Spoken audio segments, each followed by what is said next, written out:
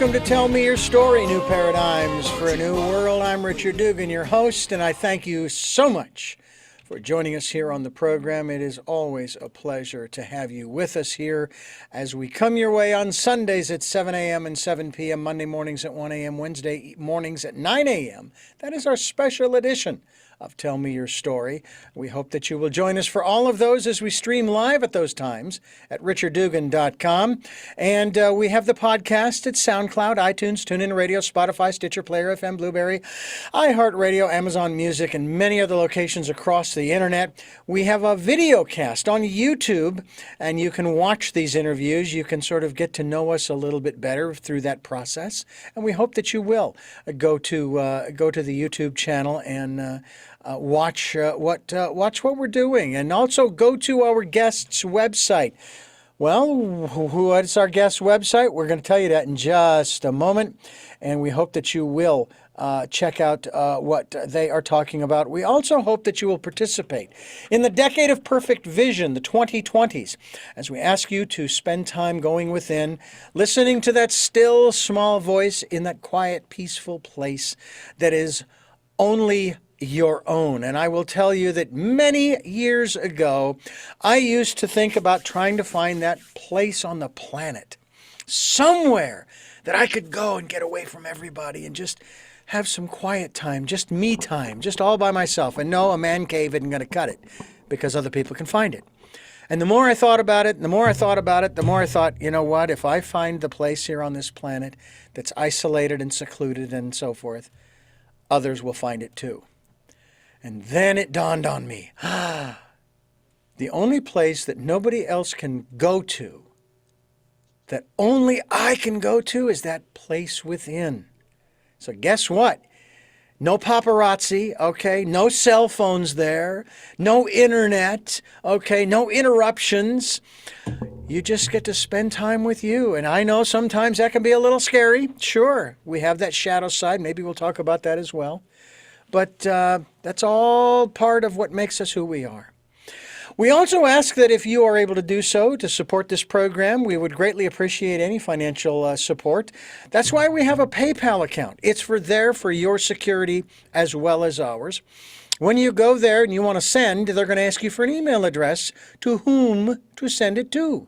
Richard@richarddugan.com is that email address. We hope that you'll do that. Our program today, I think you're really going to enjoy. I know that I am. And it's been, if I'm doing the math correctly, it's been 7 years, ladies and gentlemen. And 7 years, it's a magic number, as it were, as my dear friend Ramona Richards, who has since passed on, has shared with me about numerology and sacred geometry and all things spiritual. She was actually the one who gave me my very first and only copy of a book that I've had to rebind, and I've had it since I was 21. I am now 61. You do the math. The Impersonal Life. I carry that with me everywhere I go. I pull it out every so often and I read a little bit of it, and it's just fascinating. But she is on the other side, as they say, although I wonder sometimes if our guest really thinks there is actually another side, or it's the same side, the other side of the same coin.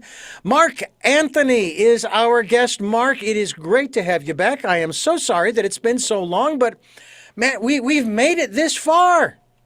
We have, Richard. Thank you for having me back on the show. I appreciate it. Yeah, it's been 7 years since I've been on your show. And that was, I guess, when my last book, Evidence of Eternity, came out. Yeah. Now my new book, The Afterlife Frequency, has come out. So I guess it's serendipitous and spiritual synchronicity that I'm back. Now, you consider yourself, or others, I guess, the psychic lawyer. Is that correct? Well, the media labeled me that. Okay. I'm a psychic medium. It runs in my family for generations. Both my mother and my father had these abilities, and I've tracked it back on both sides into the 1890s. And I was initially going to go into the clergy, but I felt that that was too constricting, too many rules and regulations. So I ended up going to law school instead. So, go figure with the rules and regulations. I kind of jumped out of the rule frying pan into the regulatory fire. Yeah. And so when I went public with my abilities, I was in New York City and I was at this media conference, and a bunch of the reporters said, "You're a medium and a lawyer?" They go, "You're the psychic lawyer," and it stuck. But in more recent years, Richard, the media has also labeled me the psychic explorer. And that's because a lot of what I do is to travel to paranormal sites, mystical locations around the world. I have a background not just in law, but also quantum physics, theology, philosophy, spirituality, ancient mysteries. And so they've labeled me the psychic explorer. So what I've been doing is I'm now known as Mark Anthony JD Psychic Explorer. The JD is my law degree, Juris Doctorate, instead of having all these nicknames. And because I appear at a lot of different venues, giving lectures and presentations, and of course doing spirit communication demonstrations. So I'm pretty busy these days. Yeah, well, I think we all are, and it's really kind of an irony, and as a matter of fact, that we are as busy as we are, considering what we've been through for the last few years. And I know that it used to be. I remember listening to radio in the 80s and 90s when they had different mediums, astrologers, readers, this kind of thing on different radio stations. I was born and raised in Phoenix, so, listening to those stations. And a lot of the same questions over and over and over again. I'm noticing, yes, those same questions are still being asked today by many people. But on this program, I share with people my observations that I've been to a number of different mediums over the years, but I have learned that I'm not going there to find out something that I don't know. I'm going there to confirm what I already know, but for some reason, my ego is kind of saying, I don't quite trust, I need to get some outside confirmation, some support, that kind of thing. That's how I look at it. Is that how you see your role? I'd say that's one aspect of it. What I do as a psychic medium, and I'm an evidential medium. So instead of just saying, "Oh, your grandmother's here and she loves you," because, chances are everybody's grandmother loved them. What I have to do is facilitate communication between the client, the person here, and their loved ones in spirit. And the spirits will transmit to me pieces of information and evidence. But it can also not only be past memories and shared experiences, things going on with your life, but they can give guidance and messages of love, healing, and resolution. But what my work does is, because of my background in science, neuroscience, anatomy, and physiology, what I do is explain how there is a scientific basis for all of this. And that's what my new book, The Afterlife Frequency, the subtitle is The Scientific Proof of Spiritual Contact and How That Awareness Will Change Your Life. And I explain the afterlife on the basis of quantum physics, and it bridges the divide between faith and science by presenting credible evidence and credible scientific theories. But, I want to caution the reader. This is not some dry, boring, technical treatise, because I suffered through enough of that in law school and in the practice of law, Richard. I'm not going to inflict boring books on anybody. So I explain the concepts, and then I illustrate it with fast-moving stories that help people relate to what I'm presenting. Well, the subject that we're going to talk about today, of course, is having to do with your latest book, Afterlife Frequency. As I mentioned just a moment ago, I had a dear friend, and actually it is in the month you and I are speaking, the month of March, 2 years ago, that my dear friend who gave me that copy of The Impersonal Life passed on. And the woman who was caring for her up until her passing shared with me the story. Very briefly, she was dealing with a particular medical condition that she knew about, and she'd been dealing with it for a number of years. She got to the point where she says, "No, I'm not doing anything more. I'm ready to go." Yeah. Okay. And basically, she left, as the phrase goes, on her own terms. And every so often I feel, I need to call Ramona. I need to ask her a question about blah blah blah. Now, it was not, a client psychic medium kind of relationship. I viewed her as a mentor, but she hated me calling her that, so I didn't. I just called her my friend. But she was very influential in my spiritual growth as I was growing through my 20s, 30s, and 40s, and even into my 50s as we were still good friends. Matter of fact, she is the second longest relationship that I've had, next to my best friend who I knew in grade school, who I've known for 50 years. I knew her for 40 years, and I don't know why I'm proud of those numbers, but that's just me. But I remember having these conversations with her about death and dying. And by the way, I want you to know that I had an opportunity to have Bernie Siegel on this program, and we were chatting, and he talked about when his wife died, and I started talking. Oh yeah, and by the way, do you still have any contact with her? Like, since she's passed? He says, "What do you mean? What passed? She died." I mean, he was very adamant about using the word die.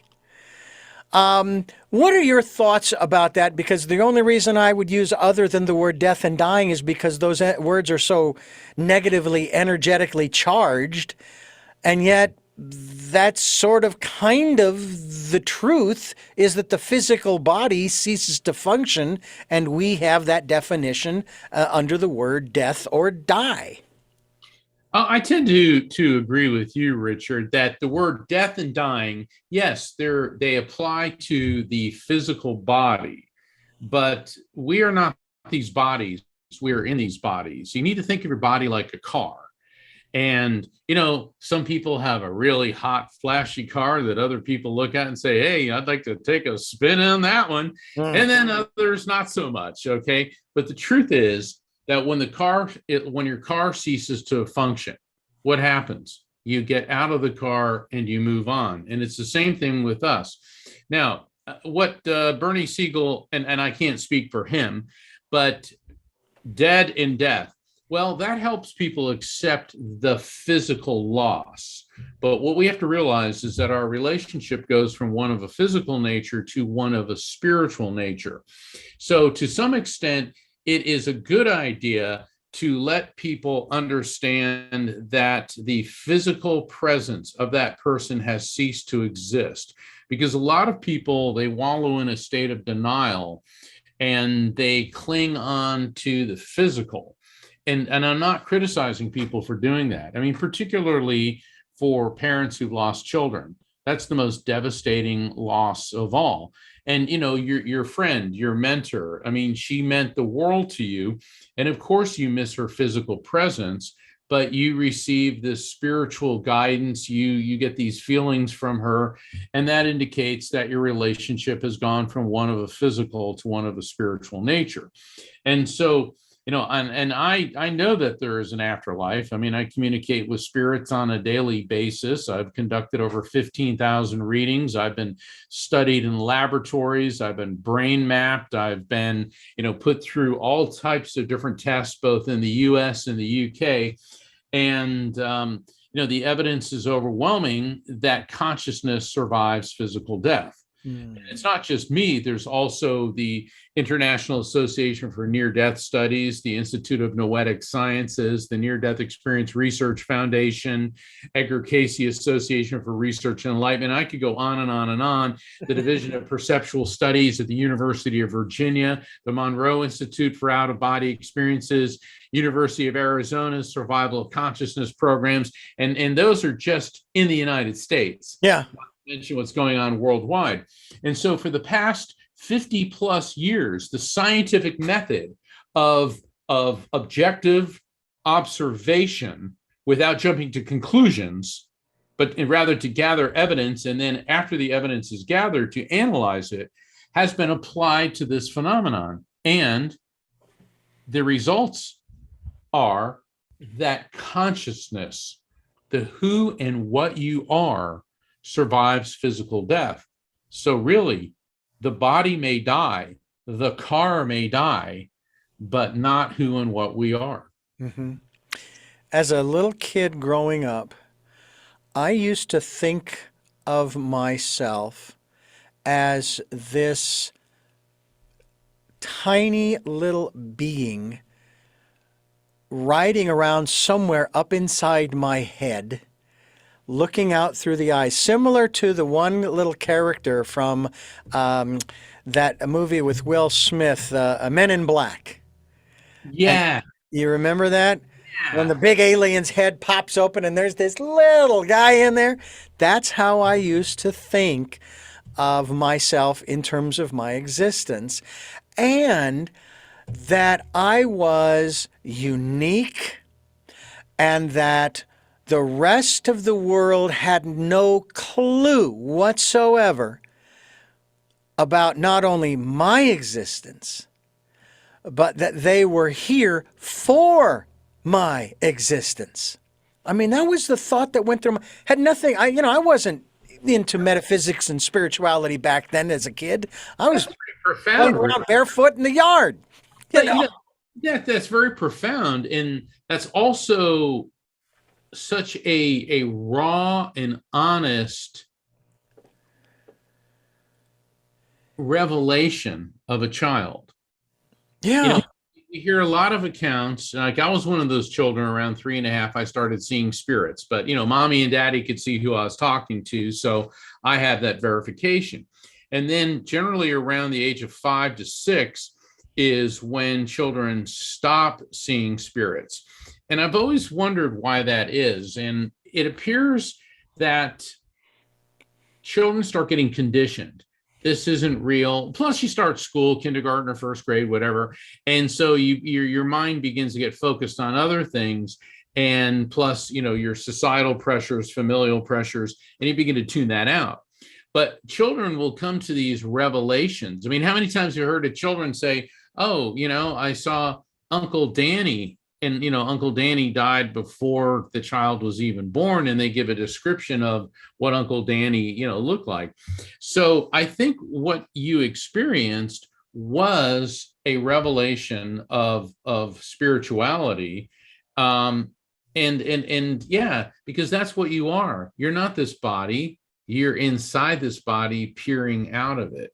We tend to be very biocentric, biocentric meaning we think that the biology is the center of the universe when it is just a container. And one of the ways I go about approaching this in the afterlife frequency is introduction of the term, the electromagnetic soul. Mm-hmm. And this is to explain what we really are, which is pure consciousness that is eternal electromagnetic energy.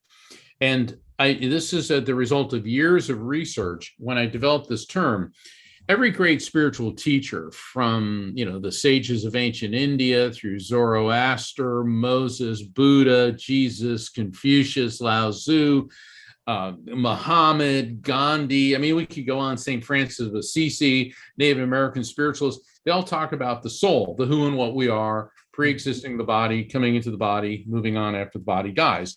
In the realms of psychology and quantum physics, the soul is also referred to as consciousness.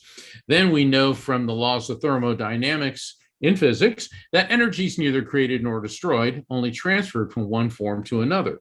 We know that the body has an electrical field.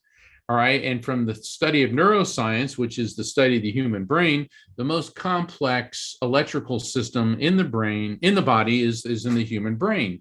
So when the body physically dies, it's like a computer hard drive crashes. The computer hard drive did not create the Windows or the operating systems on the computer, nor did it create the data on the computer. So when our hard drive / brain crashes, it gets uploaded to the cloud. And so the electromagnetic soul is my 21st century term to bridge the divide between faith and science to describe what we really are, which is pure consciousness, that is eternal electromagnetic energy. Hmm. You know, what is so fascinating about pretty much everything you've just said is that I am looking at our existence. I have struggled with, I had, past tense, struggled with this for a long time. And I have finally, at least on the intellectual level, I have finally come to grips with the concept of duality. Now, you have elucidated absolutely beautifully the fact that energy is it's never destroyed, it doesn't dissipate. Right. It's transformed, it's transmuted. And so this life that we live today is temporary. The life, the material world in which we live is temporary, but the energy that causes it, if you will, to exist will always exist. Exactly. And when I think about that, when it comes to whatever we're dealing with in this world, whether it's an administration, whether it's a pandemic, whether it's a war, whether it's weather conditions, I don't care what it is. It's not permanent, ladies and gentlemen. It's never been permanent. Right. And when we think about our existence, and by the way, and again, I say this with no disrespect to people who have this philosophical bent. Forgive me for I don't mean to be insensitive, but I watched a documentary called Before the Wrath, having to do with the biblical period of the time of the rapture, of Armageddon, of the second coming, of the Antichrist, all of that stuff. Now, I was born and raised Roman Catholic. I worked for 15 years for a Christian radio station. I've heard the story ad nauseum. And to be honest with you, I'm bored with it.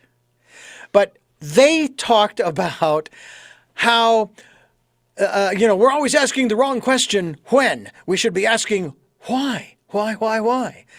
And of course, they started talking about in the next life, what the next life is, where we'll be sitting at the feet of the Master for all of eternity. And as I thought about that, I'm going, that's boring. I mean, no disrespect to the Master, but Well, that's boring. I don't want to, that's not what I want to do for eternity. well, you have to realize that the bulk of religions, with a few exceptions like, the LDS Church, because that was, developed in the 19th century. Yeah. Some of the more recent religions like spiritualism, which actually has much deeper roots, they were all religions that originated in the Bronze Age and the Iron Age. And so they tend to depict God as this insecure man sitting on a throne with a scepter, smiting people. Mm-hmm. Or, it's funny. I was the other day, I had the TV on, and there was this old episode of Star Trek Next Generation. It's where Picard dies and he goes into the light, and Q is there. Q is there. Goes, "You're dead and I'm God."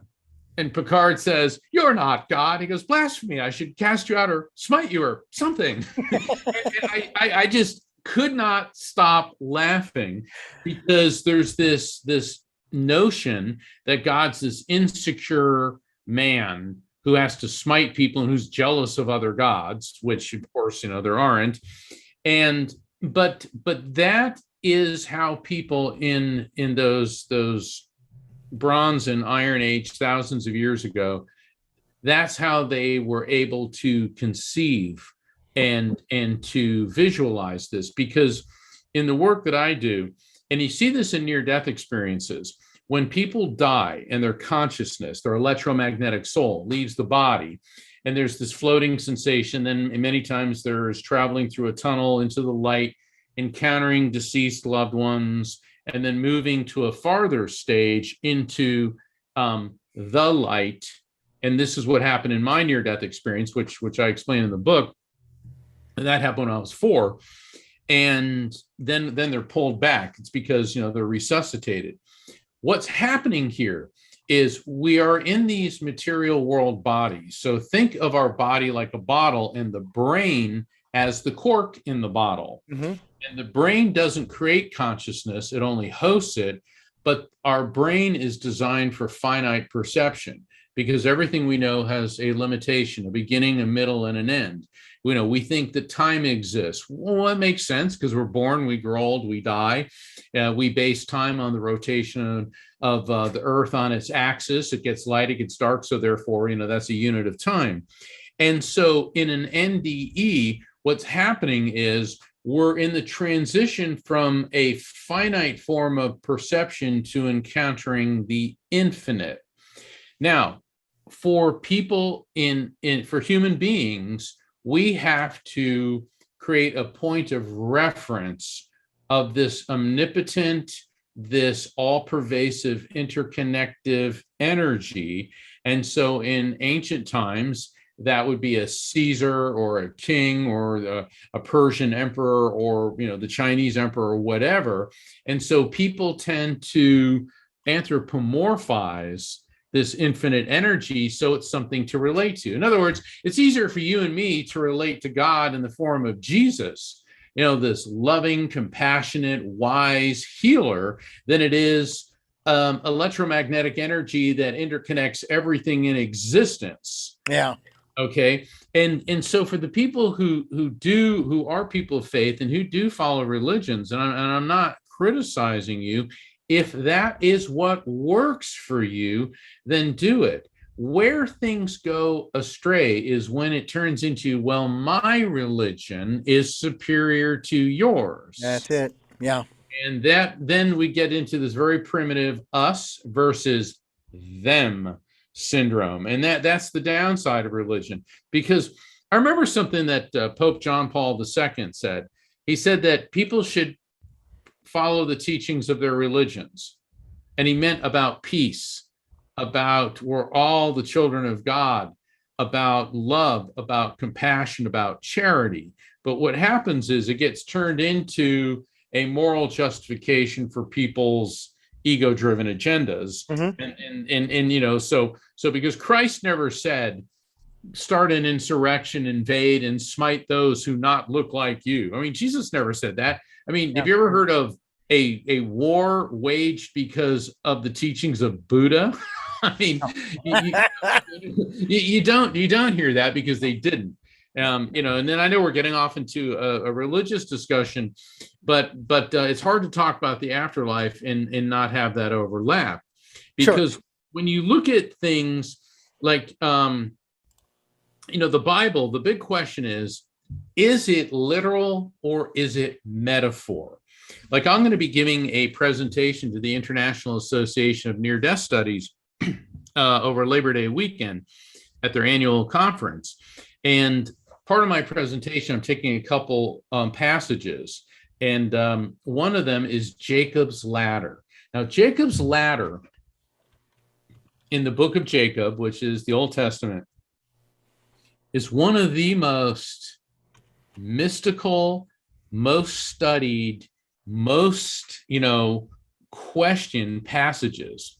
So Jacob, he's on this journey, and he gets tired, and he lays down, and he uses a rock as a stone as his pillow. And then he has this dream where there's this ladder between heaven and earth, and angels are coming up and down in this unending procession. And he believes that he sees God at the top of the ladder. Now, the strict constructionists, the people who believe it literally, say that was his dream and that was God telling him that, there's angels going back and forth. But the people who look at this as a metaphor believe that this could be, there's several different interpretations. One, that it's the history of mankind that were ruled by people and empires and kingdoms that rise and fall, angels going up and down. Another one is that it is symbolic of the interconnectedness between the material world and the divine, between this side and the other side, because the angels are ascending, descending, and there's no real barrier. In other words, if you are open to it, you can perceive the divine. And then here's the really fascinating one.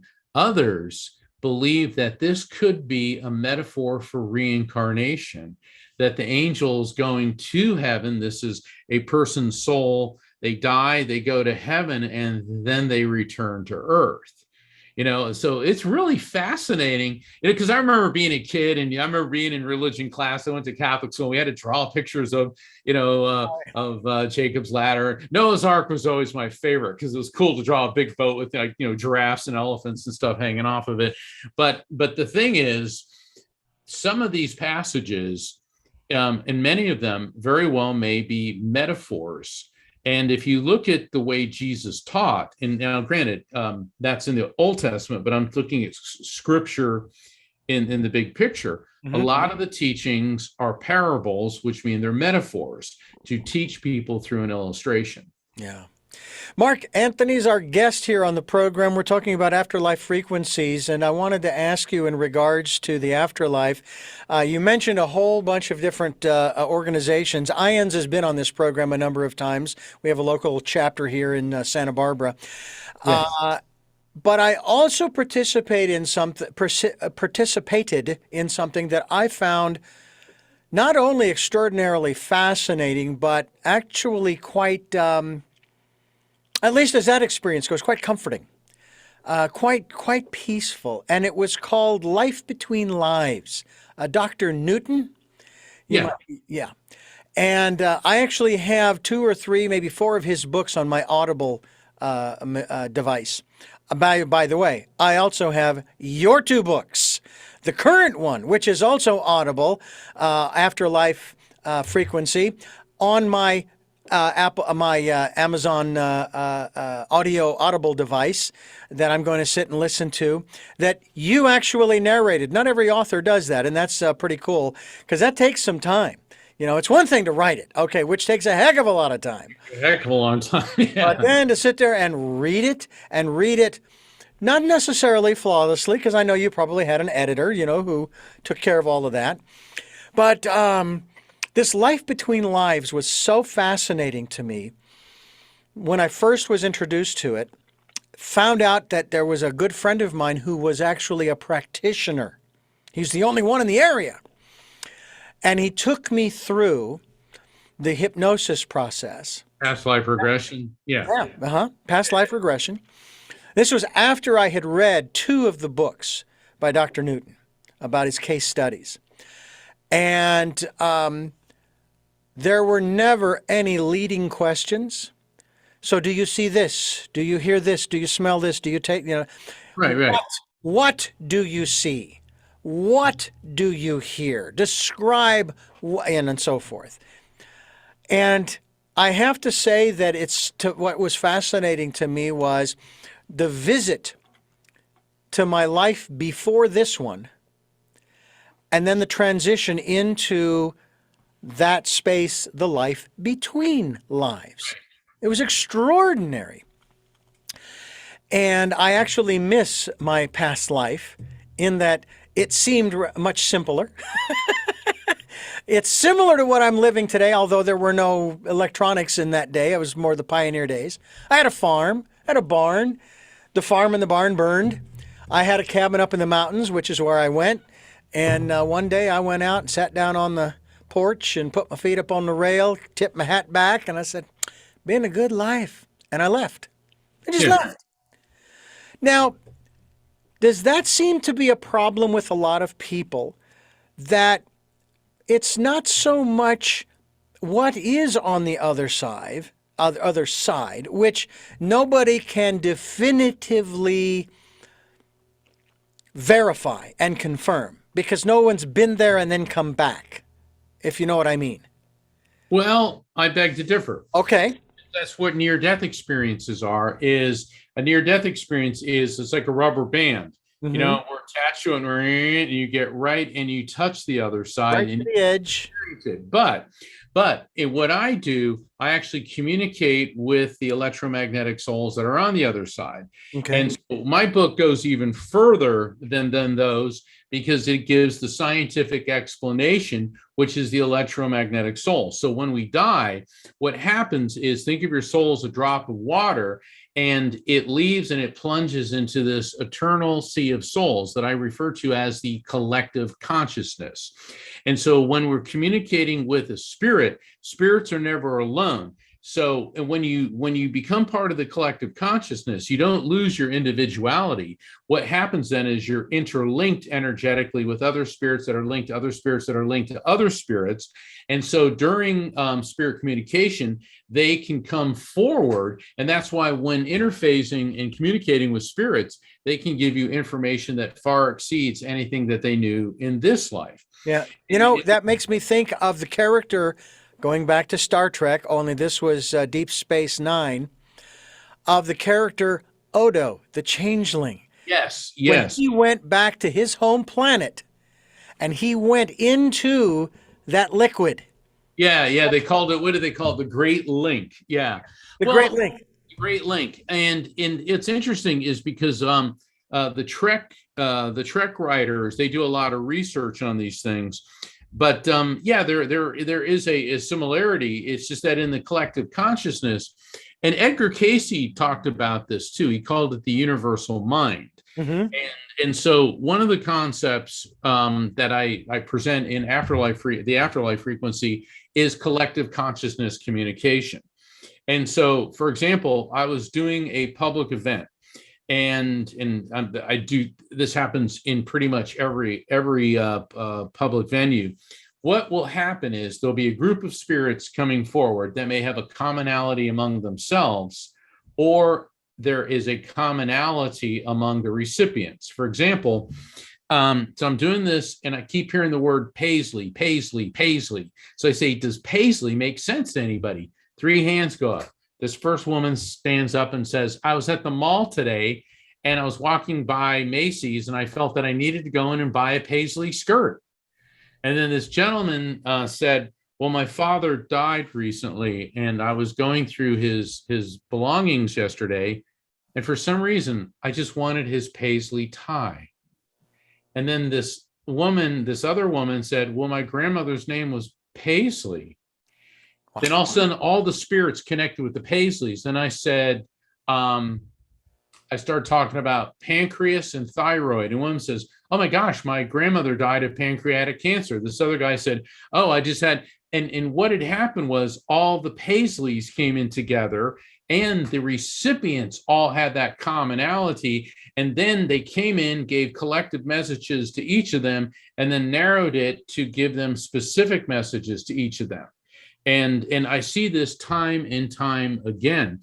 Now, you brought up an interesting point. We don't really know what the other side is like. And here's why. It's getting back to what I was discussing earlier about our finite perception, which is governed by our brain. Our brain is designed for finite perception. Why? Because while we're in the material world, we have a finite existence. And so it's not capable of fully appreciating or beginning to comprehend what the other side is like. We can get glimpses of it. Albert Einstein, I think, described it really well. He said, trying to understand the universe is like being a 4-year-old who walks into a library. And the 4-year-old sees that there's books in the library and knows that there's things in the books and that people wrote them, but doesn't know who they are and what's in the books, much less does he understand them. Einstein said, we're the 4-year-old. Mm-hmm. Mm-hmm. And that makes sense. That makes a lot of sense to me. We're talking with Mark Anthony, and Afterlife Frequency is the title of the book. We certainly hope that you will check that out. We also want you to go to his website for this particular work, and it happens to be afterlifefrequency.com. What a coincidence! That's just phenomenal that would be the same. Well, I thought I'd make it easy for everybody. You know, I wanted it to be Afterlife, just like my new book. Yeah. the Afterlife Frequency. Okay. And afterlifefrequency.com. So I invite all of your listeners to go to my site, because then you can find out when I'll be on this show and when I'm back on this show. Yeah. Also, sign up for my newsletter. You can inquire about scheduling a reading with me. And also, I do a live show every Thursday night at 7 p.m. Eastern, 4 p.m. Pacific, The Psychic and the Doc. My co-host is psychologist Dr. Pat Basili. And we have a lot of great guests, and we do a lot of call-in shows where I'll do readings for people, and then you get Dr. Pat's intuitive insights, and she's awesome to work with. And that's all at afterlifefrequency.com. And the thing is, I wanted to see, when I was 8 years old, my dad, he was not only a medium, but he had been a Navy SEAL. He was a NASA engineer. And as a kid, my dad was my hero, because he worked with astronauts. And in fact, he was just a great dad too. And we were looking at the stars one night, and I kept saying, why, how? And he told me, he said, Mark, there is no such thing as a mystery. There are only questions for which we do not yet have the answer. And if enough research, enough funding, enough dedication is put into something, we will figure it out. And there will be a scientific explanation for it. And that really stuck with me. And if you can indulge me for a story that I think. Please, go ahead. Like, the best friend that I ever had was this guy named Billy. And we met when we were 11. We went through junior high, high school, college together. After college, I went to law school, and he went to Asia, and he had an aptitude for languages. I mean, he was a linguistics genius. He learned how to speak Japanese, Cantonese, Thai, Indonesian. And I even traveled with him throughout Southeast Asia and Japan.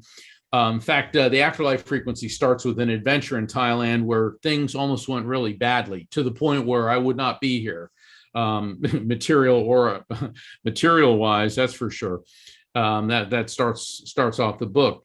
And our entire lives, we had this ongoing debate.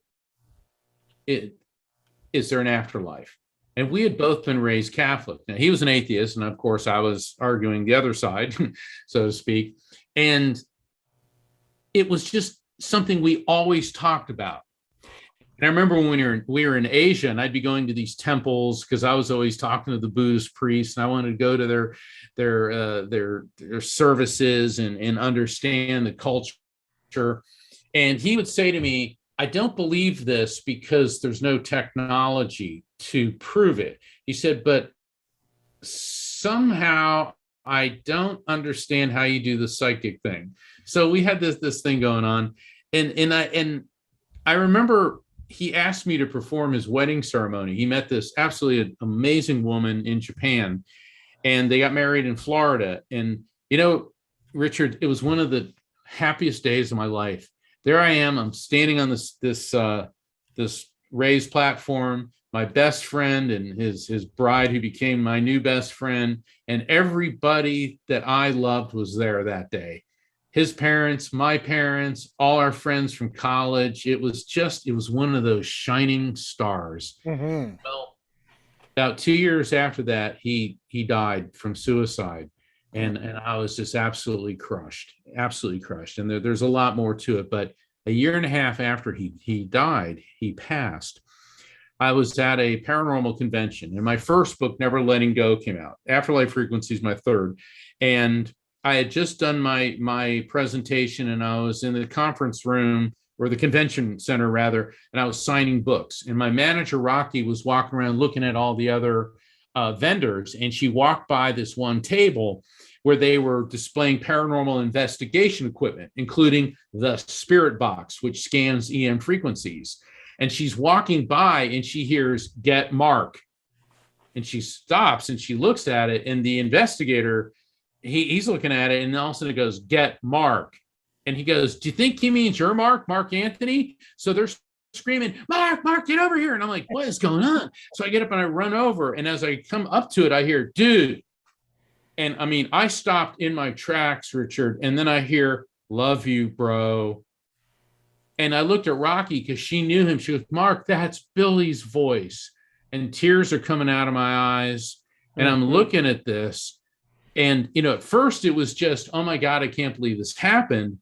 But as I started thinking about it, the atheist who said there's no science to prove this, what did he choose to communicate with me but a piece of technology? And that got my wheels turning. And it got me thinking about what Dad told me when I was a little kid, that there is a scientific explanation for everything. And that got me on the long road that led to me writing The Afterlife Frequency. Wow. Wow. And what was cool is he always called me dude because we grew up in the surfing culture of East Coast Florida.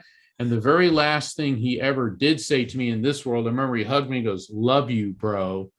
And that's what comes out of this thing. Yeah. It was intense. Wow. When you are in that state of receptivity to the other side, which we'll call it the other side for lack of a better phrase, because I don't think frequency. That's what I call it. Yeah. Well, exactly. Yeah. Shooting into a higher frequency. Yeah. Yeah. It's just we can't see it. It's just like our eyes. Our eyes only see a certain spectrum of the light frequency. Our ears only hear a certain spectrum of the sound frequency. Exactly. And the only form of electromagnetic energy visible to the human eye is light. Yeah. And so that's why when encountering intense concentrations of light, in like during a spiritual experience, that's why spiritual teachers tend to refer to God in terms of light. Ergo, Moses and the bush that burned yet did not burn.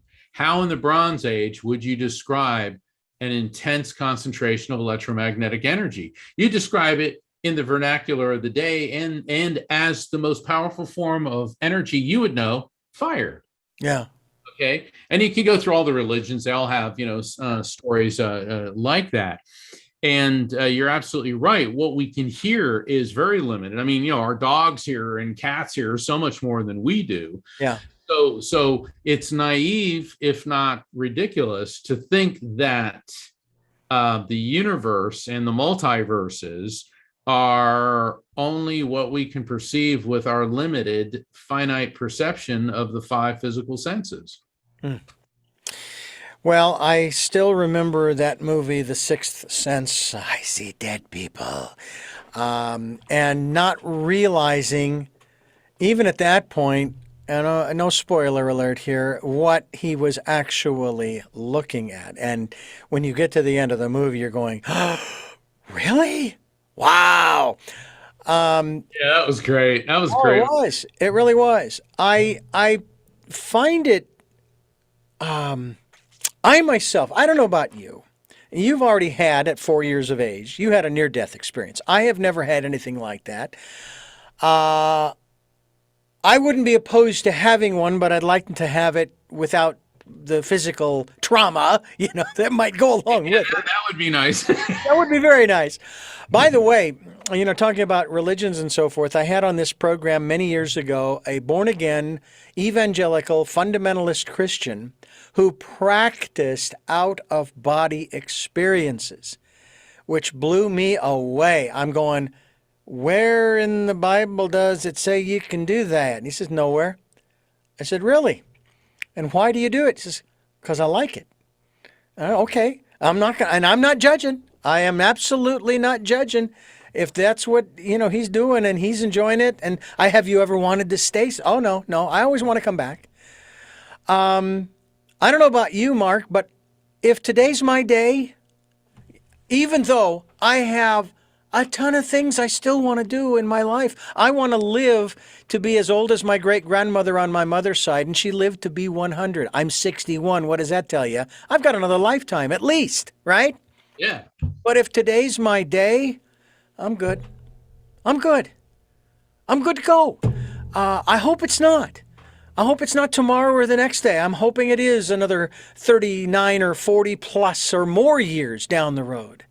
Well, I think that's the point that we all need to understand is every day that we're alive is a gift. Yeah. Although there are many days it does not feel that way. Well, especially like when you lose a child or you Yes. lose Oh, yeah. losing. I've lost both my parents, my two best friends. In the past month, had two other friends that had died for various reasons. I've had relatives die from COVID, and that's why it's so important that the time that we're given is so precious. We have to make each day matter, each day count. And that's why I appreciate what you're doing with this show, because this is part of how Richard Dugan makes each day count. You're creating a forum for all types of topics and people telling their stories, spirituality, types of mysteries, interesting people, revelations. It doesn't provide all the answers, but it provides something possibly even more important, which are questions. Because when we're questioning, we're thinking. And so it's a very important for us to realize each day is a gift, and do your very best to make each day count. Now, certainly, I mean, if you're really sick or something and you're physically incapacitated, but rather than just laying on the couch and eating a bag of potato chips, do something. Yeah. Plant a plant, plant a tree, call an elderly relative or friend just to say, I'm thinking about you. Those things matter. Yeah. I call my parents. I try to call them at least once a week. My father turned 90 last August. Not a happy camper, because his body is, he might say his body is now betraying him, because he doesn't have the stability, the equilibrium that he used to have. He still walks, but, he's walking a little on the hunched over side. Sure. I've seen those old guys. I saw them as a teenager and as a young adult, and I said, nah, I'm not going to be one of those guys. And I will tell you, from a metaphysical standpoint, I started wondering, what is it that they're carrying, or that they've been carrying for so many years, men and women, that has got them hunched over?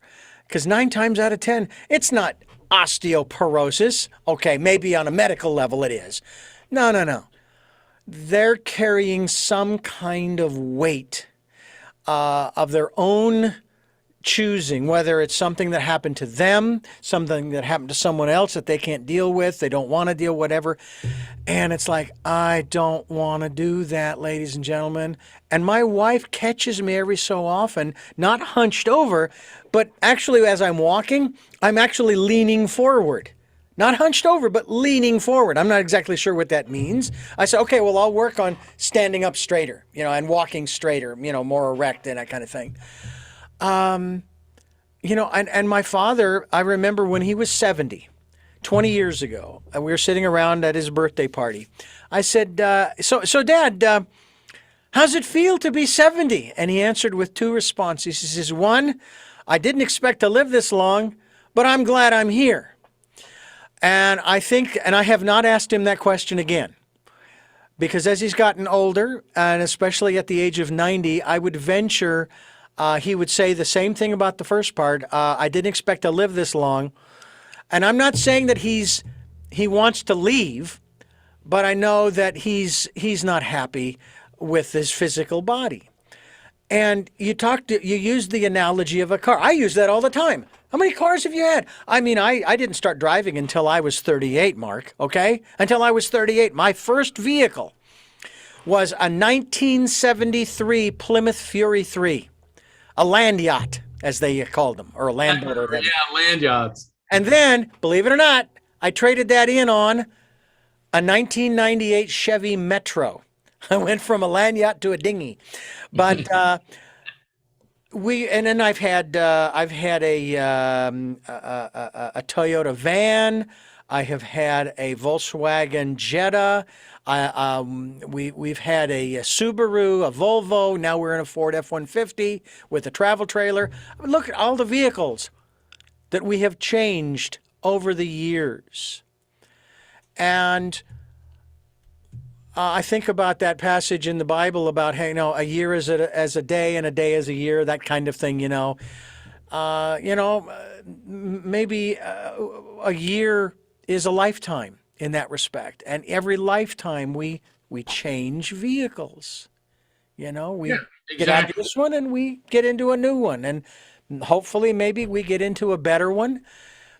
Is there anything that you have come across in your experience, in your awareness, that helps us to not only understand why we're, let's just say, in the condition we're in physically, okay, let alone mentally, emotionally, and spiritually, but is there anything that you have learned about how we can sort of prepare ourselves for choosing maybe a better body in the next lifetime kind of thing, a better, and again, better is subjective because each one of us sees it differently.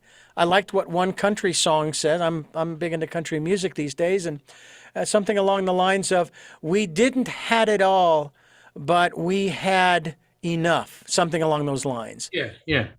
You know, you hear the stories of people like Dolly Parton, for example, grew up in poverty. You know, she remembers her roots. I mean, she may live what looks like rather opulent life. I don't think so. I mean, but you know, she's doing it for the glitz and the glamour of the cameras and what have you. But she still remembers where she comes from. She knows what's important, family. And I think Dolly, to answer your question, let's go. I'm going to answer it through Dolly. Okay. Do so what I was talking about before, make each day count. What is each religion? If you boil it down, comes down to two words: be nice. Okay, treat people the way you want to be treated. Dolly Parton, when COVID came out, she gave $1 million to a university to help develop a COVID vaccine. She gives millions of dollars to charities. Whenever you see her, she's humble, she's compassionate, she's kind, she's caring. Act like Dolly, you know, WWDW. What would Dolly do? The WWDD. What would Dolly do? I love it. The thing is, though, you know, she grew up with her strong Christian faith, and she actually, as far as I can tell, and I know people who've met her, and they say that what you see is what you get. That's what she's like. Yeah. Is that, you know, now granted, you know, not everyone's going to have the financial resources of someone of that stature, but we can do it in our own way. That's why I say, pick up a phone, call that elderly friend or relative. Better yet, go see him or her. You know, takes a time to write out a card, write a letter to an elderly friend or relative. What do old people get in the mail? Bills and solicitations. You know how happy it makes them to get a letter from someone. It may take you a whole 5 minutes to do this. Yeah. And, you know, a stamp in an envelope, but it can make somebody's day. Be kind, be considerate. Realize that everyone that you see is fighting a battle in some way. Yeah. You know, it's interesting. You know, hopefully by the time this show airs, the Ukraine war will be past history. I tend to think not. But, you know, on my show, I was saying, you know, we need to pray for the people of Ukraine, which I absolutely believe. And somebody sent me a message that said, well, we need to pray for Putin. And I started like grinding my teeth going, because she said, this person's obviously motivated by fear. And that's why he behaves so negatively. And we need to pray for him to have a revelation. Well, while that's probably not going to happen, that's a big part of the problem. You have an ego-driven personality. And I saw this diplomat, and she said that she was at a dinner, this is some years ago, and she sat next to Putin, and he wouldn't even drink or eat anything. And this was in Russia, okay? Because he's afraid he's going to be poisoned by his own people. And so suddenly it made me think that he really is motivated by fear. Everything with him is about fear. Fear turns to anger, which turns to hatred, which turns to rage. And, you know, so let's pray that he gets the memo that this isn't going to work. And I like something that Gandhi said. Gandhi said, there is no path to peace. peace is the path. Mm-hmm. Mm-hmm. And think about it. Yeah. When there's peace, everybody wins. Yeah. You know, in 2015, June, and it was actually the 15th. We all remember the day.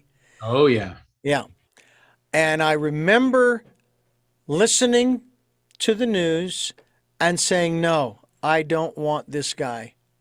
Don't want him. I do not want a bully as president, because that's what I heard. I grew up being bullied. I knew what a bully was. Well, in September of 2016, I got sucked in to the political discourse. Took me 6 months to get unsucked, okay? And I went through at that time, it was a 3-phase process. I've shared this on the program, and I added a fourth because of one of my guests. The first phase was, and I got to tell you, it stuck in my craw. I did not want to say it out loud. Please don't make me. Thank you, teacher, for teaching me how not to behave. I don't want to call him a teacher. That's showing disrespect to all other teachers. I mean, that was, Sure. The next phase was, I forgive you. But more importantly, I forgive me for allowing myself to be drawn into the quagmire. The third phase, kind of along the lines of what we've been discussing here, is question. What is it that you are so afraid of that makes you speak and behave in the way that you do? I'm not asking you to change. I just want to understand so I can move on with my life. Then the fourth phase that was shared by one of my guests. They said 3 simple words, and it has to come from the heart. I love you. You have every right to be here. I may not like your behavior. I may not like your attitude or anything else, but you have every right. You have as much of a right to be here as I do.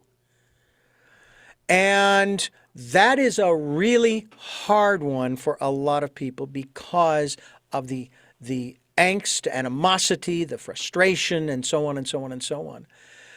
People want to, and we play the blame game. And the reality is we are where we are today because of what's going on inside of us. Someone even shared that with me many years ago, especially when it came to natural disasters. They would say, take that hurricane, okay? I'm not saying you created it, but take a look at that and find the hurricane within yourself. Yes. You remember Pat Robertson, and this was back in I think the 80s. Unfortunately, yes. There was a hurricane. Yeah. And it was bearing down, I believe it was on North Carolina.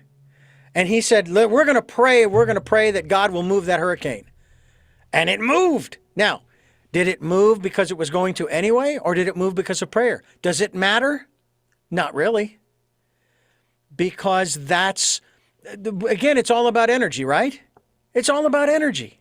Yes. A frequency, like we're talking about the afterlife frequency. So when you're meeting with people, and I got frustrated when somebody said this to me, Richard, you wrote this script. This is your script, Richard. Okay, in terms of my life and what I was going through. I hated to hear that. I thought, no.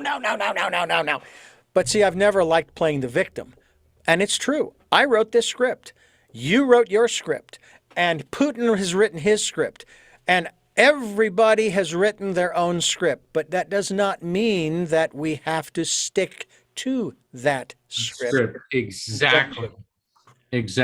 Talk to us a little bit about how we can, if this is a way of putting it, access that afterlife frequency in this life in terms of realizing, hey, anything is possible.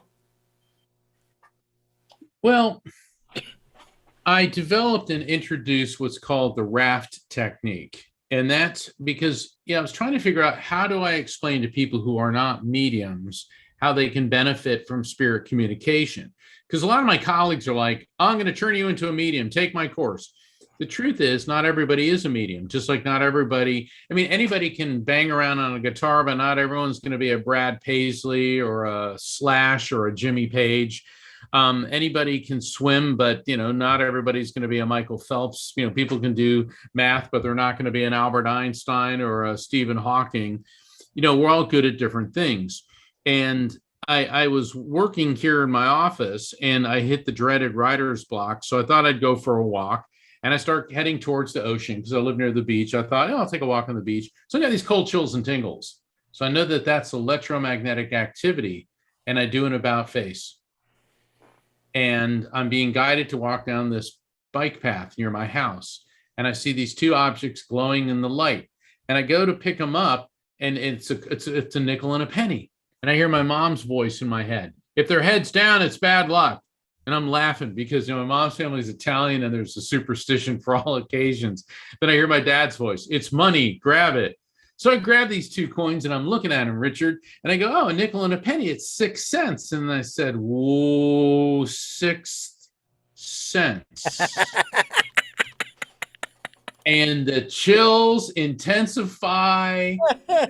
I get a vision of my father standing in the ocean holding this blue canvas raft. He'd been a Navy SEAL. He was a scuba diver. He used to teach swimming lessons at the Y.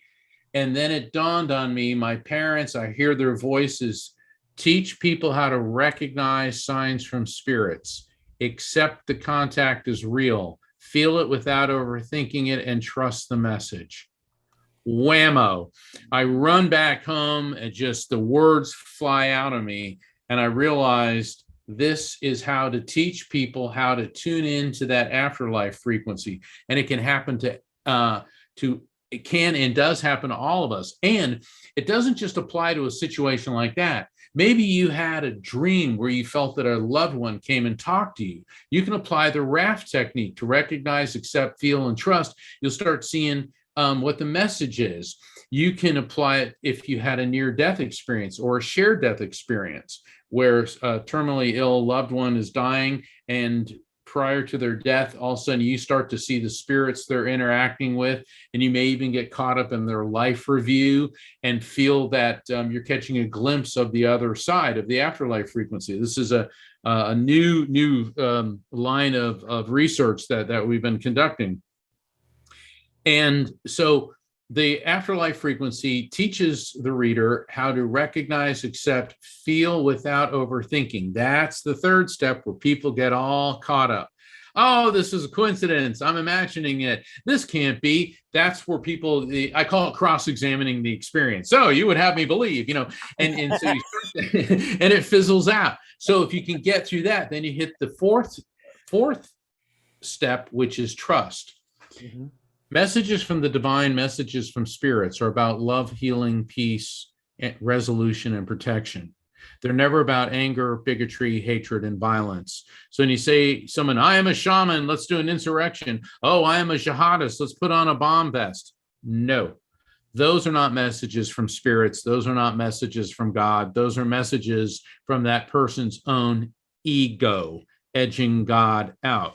True messages from spirits are healing, love, resolution. And that's how you know the authenticity of the contact, and you know that this was a message. So the raft technique is how people can become, they enhance their spiritual situational awareness. Mm-hmm. And through that, and once you start practicing the steps that I lay out and the exercises, it'll become second nature. And then you're going to see that our loved ones in spirit are around us constantly, and they're not here to control us. They're here to guide us and to help us. Yeah, I think that's and it's another subject that we could go into. However, I know we're getting short on time here, so I'm going to have you back again because I want to talk more about this. But I'm going to throw this out there for consideration for another program, and that has to do with the fact that the other side is there for us. But there's the juxtaposition that we've discussed many times on this program. I love the conversation that it brings up. The juxtaposition between free will and predestination. And to me, that is a fascinating thing, especially when I start thinking about individuals I don't know if you've heard or read this, pardon me, this story or not about the current president of Ukraine, Zelensky. Yes. I don't remember the exact numbers, okay, but his father had brothers. Now, his family was Jewish, and they were in the midst of World War II. It was his grandfather. Was it his grandfather? Grandfather, yeah. Thank Yeah. you. Thank Yeah. you. His grandfather had brothers. Yes. Yeah. And his grandfather is the only one who survived the Holocaust. Yes. And guess who's president now? If his Exactly. grandfather had not survived, who knows? You know, in many ways, I heard today Zelensky address the Britain's House of Commons. They did it by Zoom link, and he gave a speech that said, "We will fight them in the air, in the sea, in the forests, in the streets." He basically paraphrased Winston Churchill's, "We will fight them on the rooftops, in the streets." And the House of Commons, everybody was on their feet applauding and cheering. And this guy was a comedic actor. He played in a sitcom as the president of Ukraine. When he got elected, everybody thought he was a joke. But you know what? He is right where he is supposed to be, because this man has risen to the occasion, inspired people. And, you know, history is filled with stories of a smaller country, a smaller military force overcoming incredible odds. If you look at the Jewish festival of Hanukkah, Hanukkah is not from ancient biblical times. It is from around like about it's around between 200 and 100 BC. And what had happened is what is now Israel was under the control of Syria, and the Syrians were ruled by Greeks. It was well, it's a long history lesson, but this was one of the descendants of Alexander the Great's generals, and the Jewish people rebelled, and the Syrians sent an army of 62,000 men. And the Israelis, the Jewish people, had only 3,000 troops, and they defeated the Syrian army. Yeah. 3,000. Why? Well, they considered it a miracle, and they lit a lamp, and it was only supposed to burn for a day, and still it burned 8 days. Ergo, that's why they do the menorah. Right. And I could go on and on, with other examples. But, when people are filled with the conviction that they're fighting for their family, for their children, for their homeland, for their very existence, we can never underestimate the indomitable spirit of the human will. And Zelensky is right where he is supposed to be. And in some ways, he is our generation's Winston Churchill. Yeah.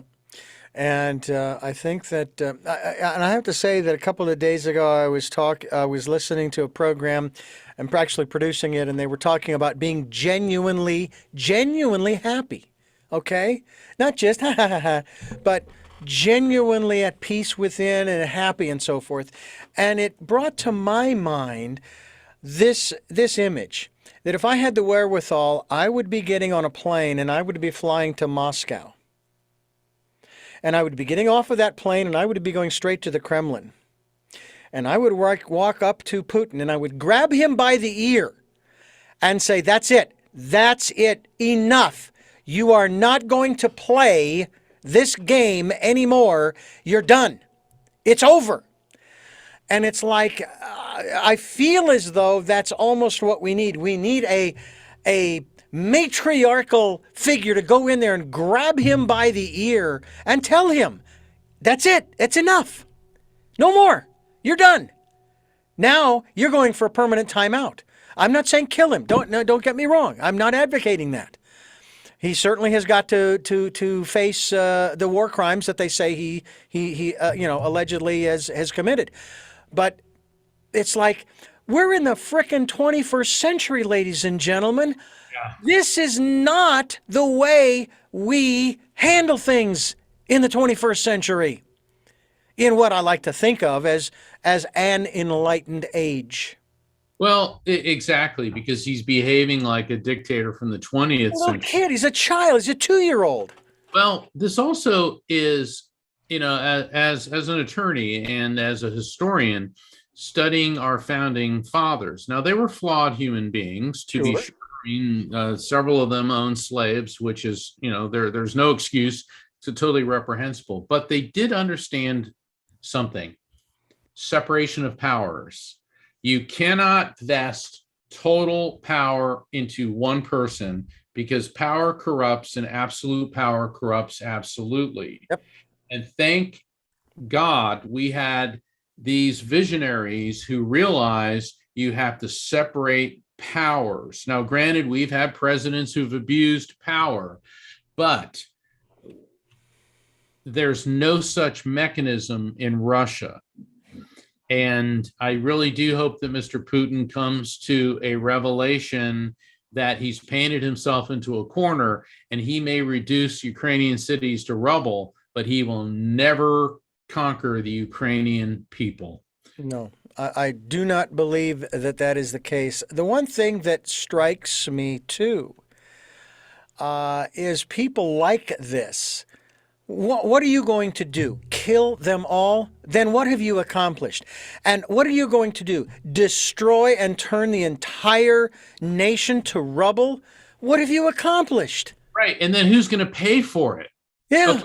So you're presiding over a bunch of destroyed cities and displaced people. What economic benefit? Ukraine's the breadbasket of Europe. It produces tremendous amounts of wheat and grain. It's got a lot of natural resources, incredibly intelligent, industrious people. And so now what have you won except a huge financial responsibility that you're going to have to pay for? I mean, there just isn't any sense. And I've heard people say that, and I do understand that, Russia felt, or at least Putin felt, that NATO was infringing on their territory. They had nowhere to retreat. How would we behave if Russia formed an alliance with Mexico or Canada? Would we be doing the same thing? And so, looking at it like that. But perhaps, Ukraine gave up its nuclear weapons for an agreement from Russia never to be attacked by Russia.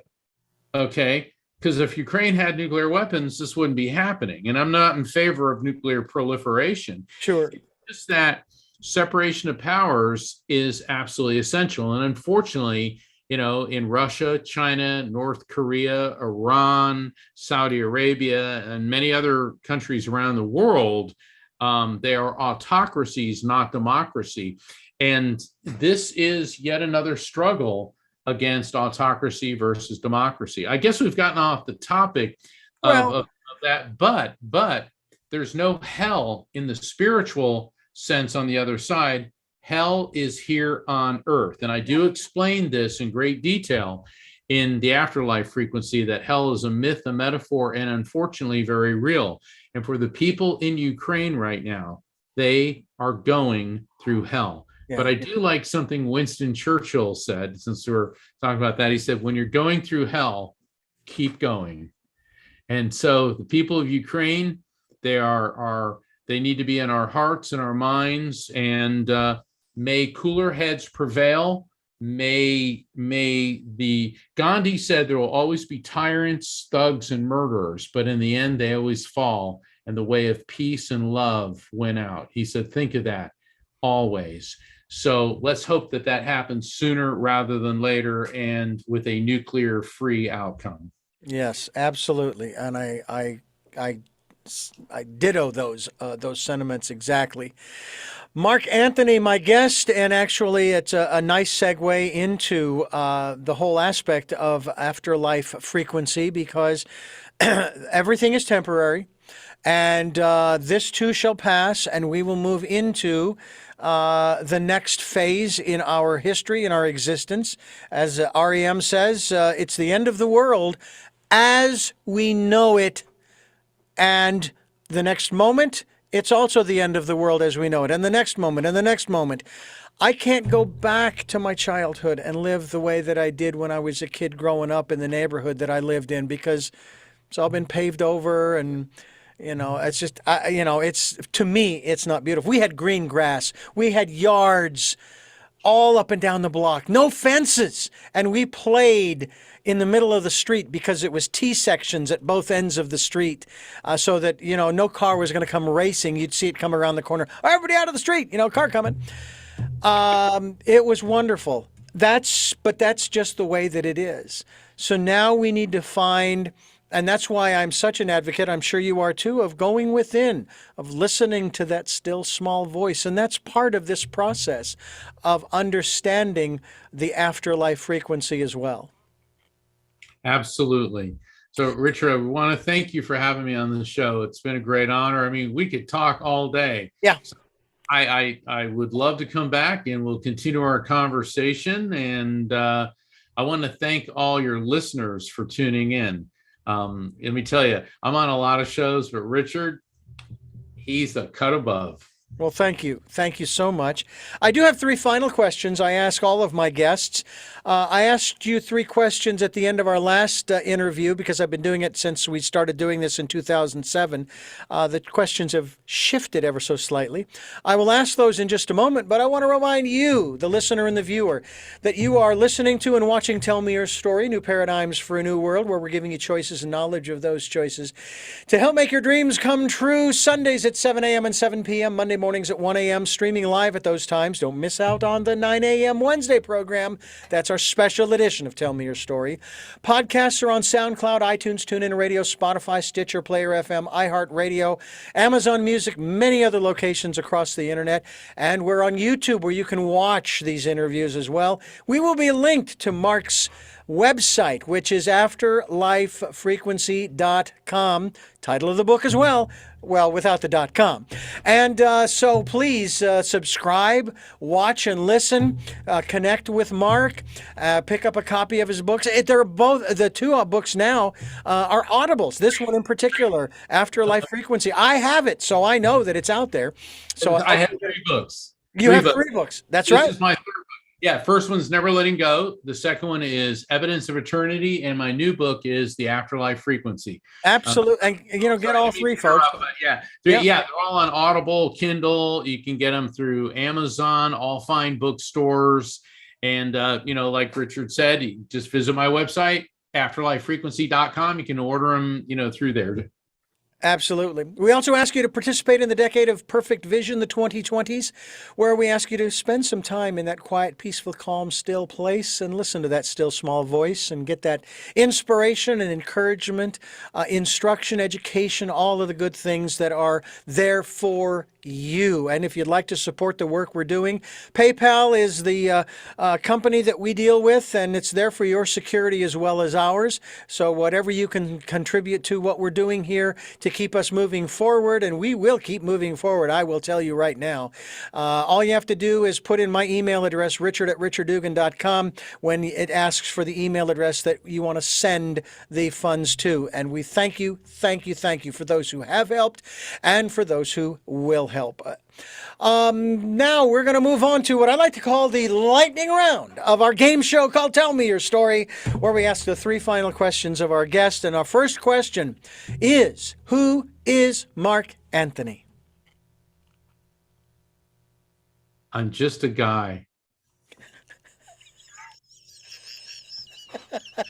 I love it. Sounds like a line from a play. All right. What is it that you hope to or want to achieve through the work that you're doing now? Help people understand that God exists, that the afterlife exists, that our electromagnetic soul is an eternal living being, that we can communicate with souls, and that we'll be reunited with our loved ones in the light when it is our appointed time to leave the material world. And finally, what is your life's purpose? What I just said. Well, because that's what I'm trying to achieve. And, that 5-point message was conveyed to me from my mother in spirit. after she died. It was about 2 weeks after she passed.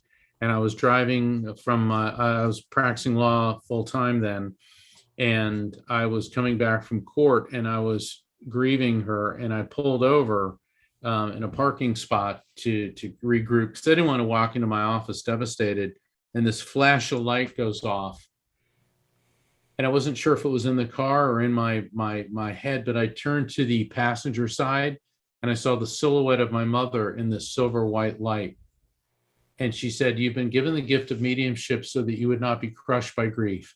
But now you must help those who are suffering with theirs. And you must help people understand that God exists, heaven exists, our souls are immortal living beings. We can communicate with souls and that we'll be reunited in the light that is God."